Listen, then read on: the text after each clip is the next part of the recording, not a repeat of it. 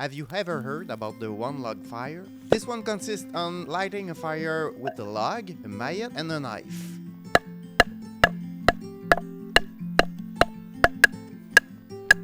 Here's my personal version of this one log fire, transforming it into a Scandinavian log fire.